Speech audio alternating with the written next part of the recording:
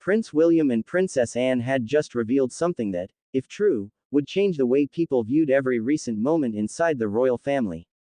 But the most shocking part was not the announcement itself. It was what reportedly happened before the cameras were switched on. Welcome viewers to my channel. Please subscribe, like my video and turn on notifications so you don't miss our next update. For generations, the royal household had prepared statements for almost every imaginable crisis.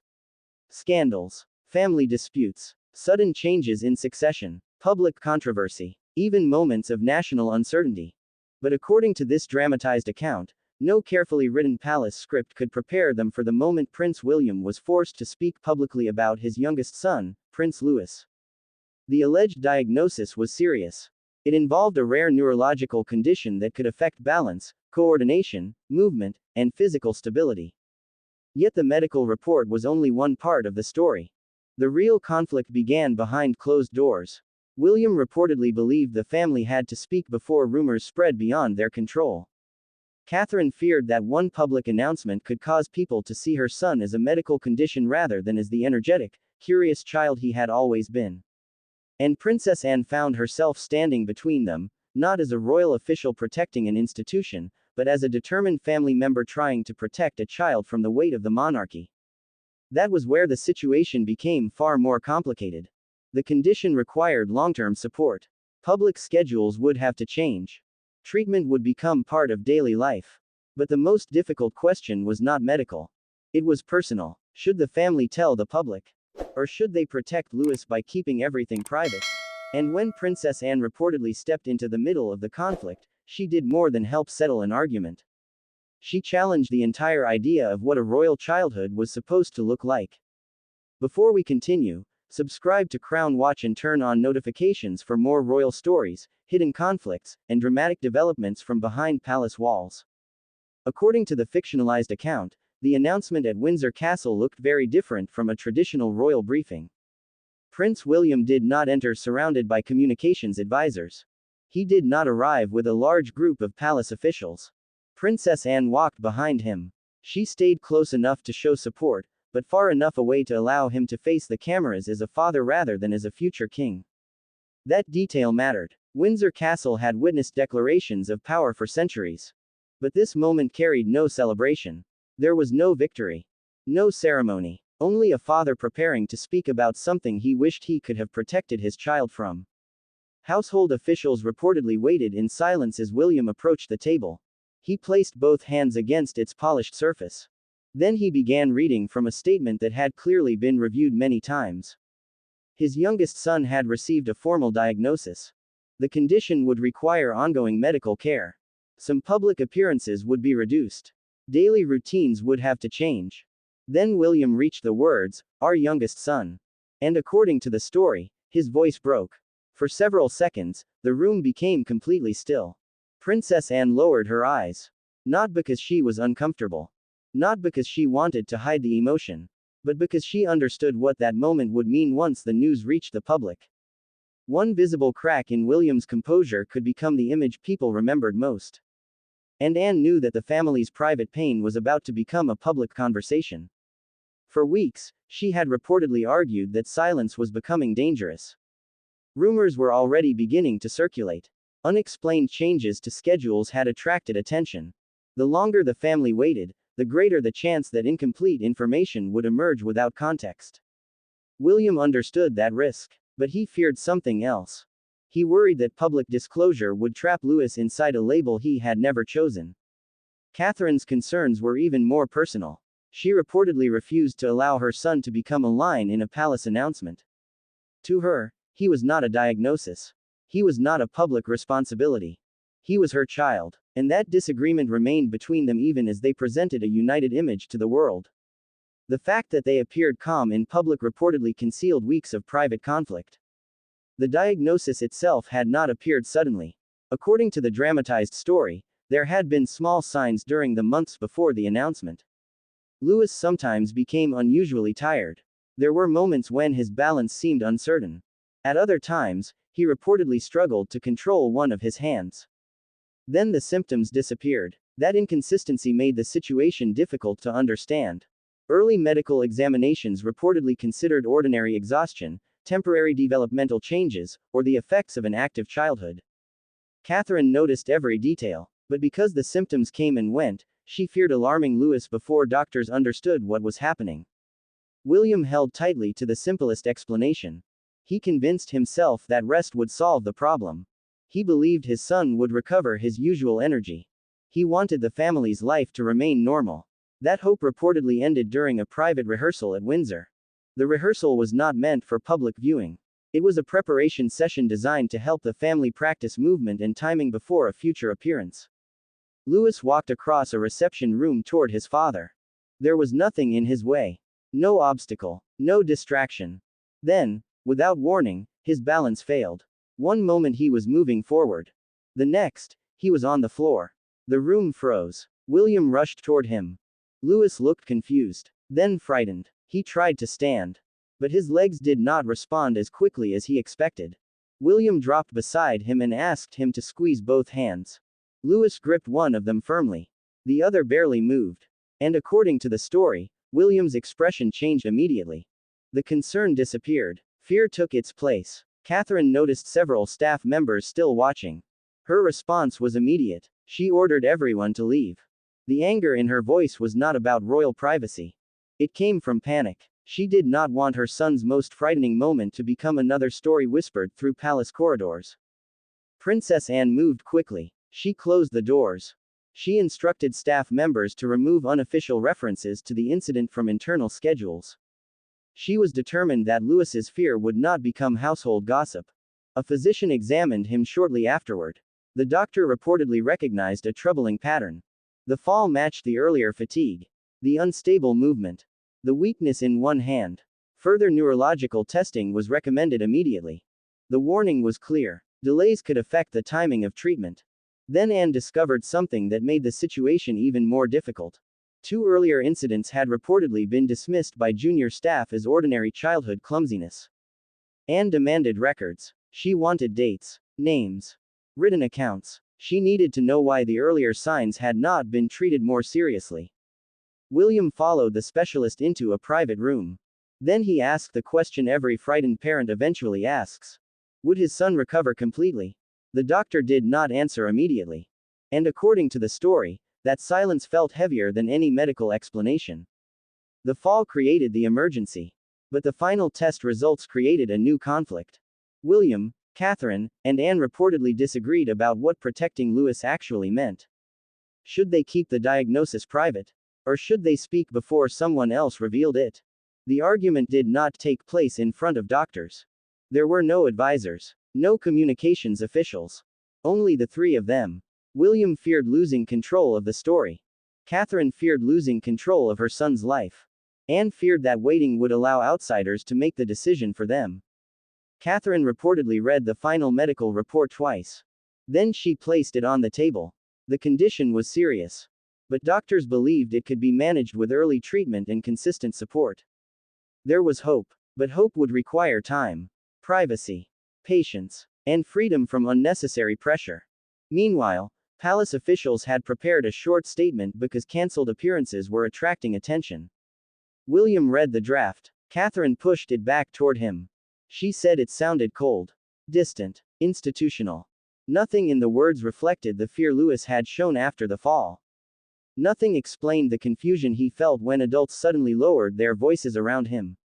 Then she said something that changed the tone of the entire conversation. He is our son, not a palace statement. William responded that silence would not stop the story. If details leaked first, Louis could be exposed without protection. His voice reportedly rose when Catherine accused him of thinking like an heir before thinking like a father. William insisted that he was trying to be both. He said he had no choice. Catherine replied that Louis was the one losing choices. Princess Anne remained silent, but the tension around her continued to grow. She understood that both parents were trying to protect their child. They simply feared different dangers. Then Anne revealed information that changed everything. During a private household review, she had discovered that someone outside the immediate family had already requested access to Louis's revised schedule. She refused to reveal the person's identity. Not until she understood why the request had been made. But the warning was enough. The information was already moving beyond the family. The secret was becoming harder to contain. Anne proposed a joint announcement. William would speak. Anne would stand beside him. Her presence would signal support while discouraging aggressive pressure from palace officials. Catherine would remain with Louis. She would keep him away from the machinery surrounding the announcement. William stood and moved toward the door. Then Catherine called his name.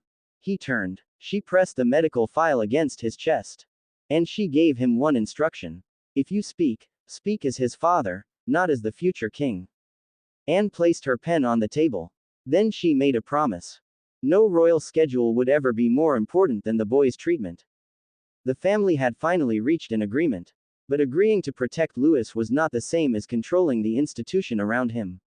Because inside the monarchy, compassion does not always control the calendar. And that was where Princess Anne became essential. William was the heir, but according to the story, Anne understood how to turn private grief into immediate action. She knew which officials would cooperate. She knew which traditions could be paused.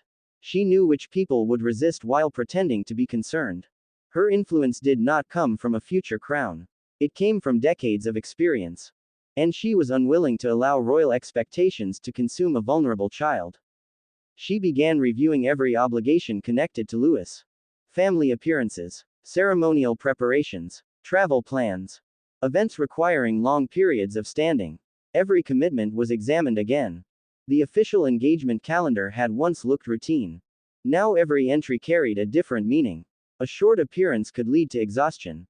A public event could create pressure. A crowded ceremony could make Louis feel watched.